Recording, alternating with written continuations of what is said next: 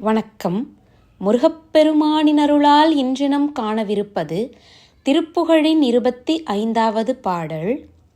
அருணமணி மேவு பூஷித மிருகமத படிரலேபன அபிநவ விலாச பூரண அம்பொற் கும்பத்தனமோத்தி அளிக்குளவு மாதர் லீலையில் முழுகி அபிஷேகம் மீத்தன அரவு முறவாடி நீடிய அங்கை கொங்கைக்கு இதமாகி இருள்நிறை ஓதி மாளிகை சருவி உறவான வேளையில் இழைகளைய மாதர்வழி இன்புற்றன் புற்றழிய நீல் இரவு பகல் மோகனாகியே படியில் மடியாமல் யானும் உன் இணையடிகள் பாடி வாழ என் நெஞ்சிற் செஞ்சொற்றருள்வாயே.